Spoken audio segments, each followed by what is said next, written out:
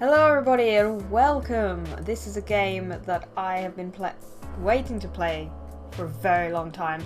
I actually supported this on the Kickstarter and I was waiting like more than a year. I'm not sure actually how long it's been, but I was so excited for it and I'm so excited to play it now. This is the first chance I've got to play it since its release. And I don't really know what to expect, apart from the very short demo that I played months ago. But the art looks incredible, and the music sounds great, so I'm so excited.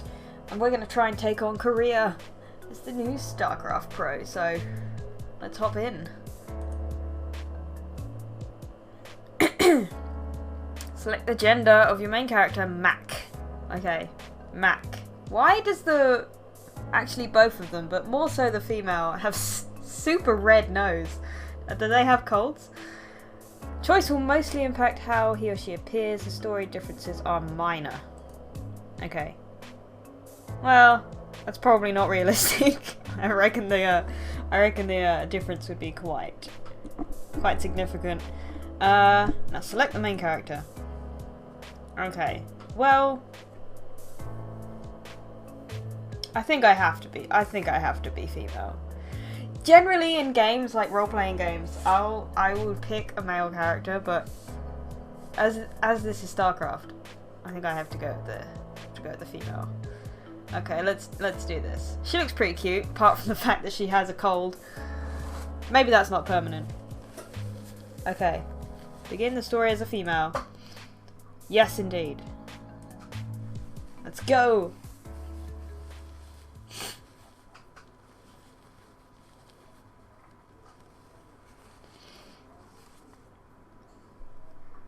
There's a certain feeling that every StarCraft player gets before they lose.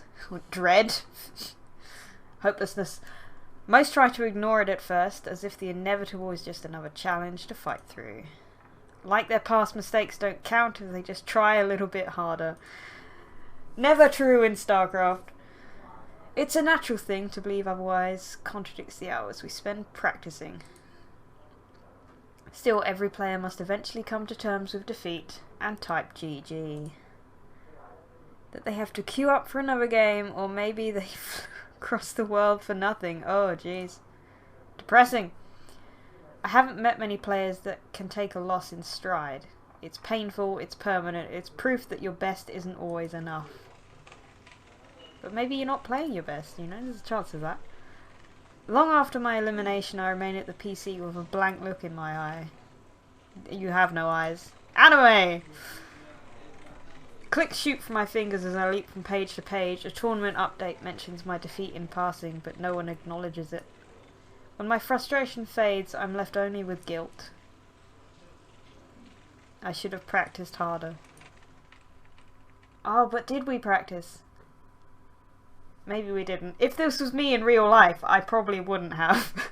I would have just turned up being like, oh, well, it'll probably go okay. I consider sticking around to watch the final few games, but the knot in my stomach persuades me to avoid any more stress. People are nice enough to a foreigner with the heart to attempt a Star League qualifier. But without a win, I'm just one more in a long line of losers. Oh geez, this is starting off super depressing. Hundreds spend their best years chasing the esports dream. 1 in 50 makes it. This is for those that don't. Oh. Oh, okay. We can do it. Oh, are they actually going to tell us what StarCraft is? Every game of StarCraft begins the same. Gather resources, train a worker, construct a building, rally an army, defend a base, contest the map. Turn something small into something more. This game is punishing, it's stressful, it's draining, it builds you up and tears you down. It's not for everyone. It might not even be for me. How many more chances am I going to get? Was that my last? No! We will continue! The feeling is back. Why am I still trying? Why can't I quit? Because the game's amazing! My fist rattles the desk and sends a plastic bottle onto the floor. With my chin in hand, I throw myself into the match replay. Open. Escape or right click to check the box. Okay, sure. I forced down a measured breath. Losing a throwaway ladder game shouldn't bother a player of my rank. What is your rank? Scout denial and my poor control of the final fight gave my opponent the edge. In retrospect, my mistakes seem obvious. They always do. I toy with the conclusion that he was hacking before realizing that I'm just making excuses. No, I should have been able to win that one. Despite the Grandmaster badge next to my handle, there we go, that's what we are. I find myself too anxious to queue up for another game. Ladder anxiety, I know it well. The loss at the Victory Star League qualifier earlier today isn't helping my mindset. I comb my tiny room with a look restless and unmotivated. If the tournament was only today, you should probably take the day off and get back into it tomorrow. Sitting alone in a dark room for extended periods of time is incredibly depressing, a fact I learned only when it became a significant part of my life. Only one thing is certain, I've got to get out of here. Oh. After double checking that my apartment door is locked, I hustle down the stairs and onto the sidewalk. Light grows with each step towards the shining skyline. Oh, it's so pretty. Catchy pop beats and post. Oh, catchy. Sorry, a notification just popped up on my screen, and I got so distracted. I'm sorry. We'll continue. We're getting this nice pan shot here, so it's okay. Catchy pop beats and posters of flawless models dominate street after street. Foot traffic is thick and impatient. Seoul Tower stands tall from a distant hilltop. But even the lingering excitement of life in a faraway place can't dredge me out of my hopelessness. Sometimes, especially on days like this, I regret pursuing esports. It's a thought I've had more times than I'd care to admit since coming to South Korea. Even saying that, I know that I can't keep myself from competing. It's in my nature, and truth be told, this damn game is the only thing I'm good at. Our heroine has troubles. What is StarCraft? Some respond to that with an explanation on its game mechanics or its storyline. There are other popular answers too, that it requires the dexterity of a pianist or the strategic thinking of a chess player. Maybe that's what StarCraft is to most people. But to the hundreds who carve out a living on it, StarCraft isn't such a simple thing. It's the embodiment of competition, a perfect playing field. No need for athletic genes, rabid parents, tutting tutors, or expensive summer camps. You pick up the game on your own, you learn, you improve, you work. If you're good enough, you can become a god. And if you fail, you stay a nobody. Jeez. I'm not building towards a long-term career. I'm friendless in a foreign country. I'm respected by no one. And if I don't qualify for the VSL next month, I'll be back home at square one. I'll be nothing. But hey, at least I play video games all day. Bright side! That's what I do.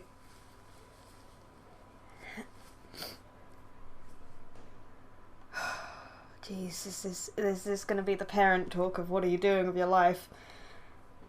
Am I prepared for this? Okay. Maybe not. Maybe they're going to be supportive. Look, don't go into this with such negative thoughts. Okay. Are you completely sure you haven't forgotten anything?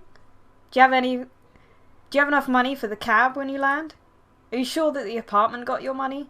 Is your cell phone charged? You brought an extra charger, right?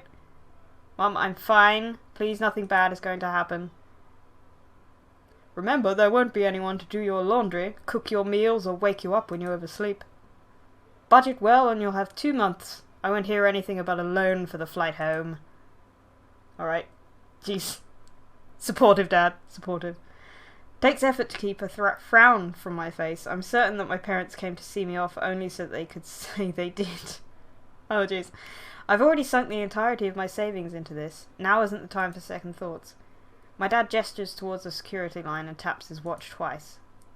Go on. The sooner this is over with, the better. Oh, come on. Back in one piece, hun. Nothing comes when I think of how to respond, so I only nod. Without another word, my parents walk away. Well, that's it. Yep. Good relationship. Oh, I look angry. She has to make her own mistakes. Ugh. It won't be a mistake, Mum. Do my own thing. Do what I want.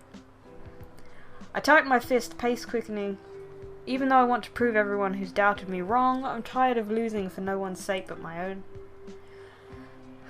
The curse of solo player games. With the sun long set, overhead signs wash the streets in colour. I've wandered so far that a walk back to my apartment would take almost a half hour. My renewed drive to practice my craft drives my search for a place to play. It's not long before I see the words I'm looking for. PC Bang. What? What? That's the... PC Bang? Okay. The amount of foot traffic suggests it's a pretty popular internet cafe. A sign on the front window reads Golden Zone Fire. Though I've only visited them a few times, PC bangs are one of the things that interested me most about Korea when I first got into StarCraft. I'm sorry, I've never heard this word before. PC. Okay, gotta get over that. Duking it out for champion status of a neighbourhood cafe is old school. It's old school cool. That's quite a difficult thing to say. Like the type of western where a sheriff defends his turf against upstarts and outlaws. It's an ideal there's a little bit dated these days. Most StarCraft 2 competition takes place either online or in broadcast studios. I'll admit I've daydreamed of being born a decade earlier and playing the original esport Brood War during its rise alongside the PC Bang. A better time, or so they say online. Everyone always says that. It's like everyone who plays World of Warcraft is like, oh, remember vanilla? Remember vanilla? So much better. You don't even know. Back in the day. Ah, okay. This place looks pretty cool though. I trundle up the stairs and pass through the doorway, immediately struck by the size of the place. There has to be at least 80 computers. I thought you said you'd been here before. The crowd is too large for an ordinary evening. There are more people than there are PCs even. I indulge my curiosity on the first person I see, a dark-haired guy observing a match of StarCraft 2 from behind someone's shoulder. Excuse me, is there an event going on? Oh, he looks mad. This guy doesn't look friendly at all. The guy turns and looks at me like I'm speaking something other than Korean. After a brief silence, he responds.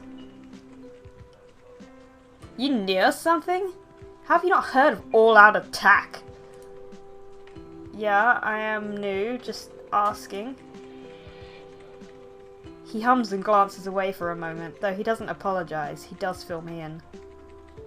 Golden Zone Fire hosts a StarCraft 2 tournament called All Out Attack once a month. It's one of the few places you'll find a decent player outside of an online cup or a Star League. Used to be a Brood War tournament, actually. I see. Thanks. Are you here cheering for someone?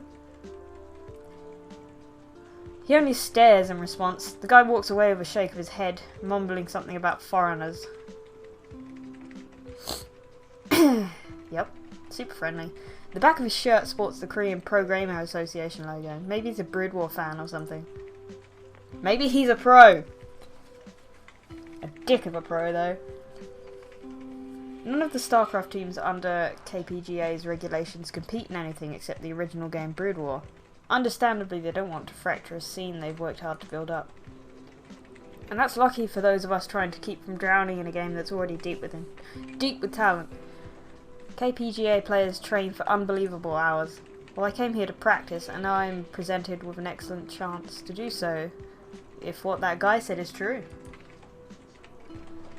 A few stairs follow me as I walk forward to put my name on the sign-up list. I must look like a tourist in over my head. I'm definitely not the first foreigner to go abroad for esports, but most come to South Korea only once they have results or fame. So I came here with literally nothing. Was I competing before? After paying for an hour's worth of PC time at the front desk, I settled for a station that could maybe be only 2 games worth. After paying for an hour's worth, yep. I settled for a station that has a mouse and a keyboard similar to my setup back home. A few minutes later, I joined my opponent's game lobby just in time for the start of the first round. His name isn't familiar, so I check his profile to see his ranked. See, he's ranked midway through Master League. Not bad for a casual player. He seems eager enough by the rate he's spamming go go in the pre-game chat. The game gets underway once I confirm that I'm ready. Oh.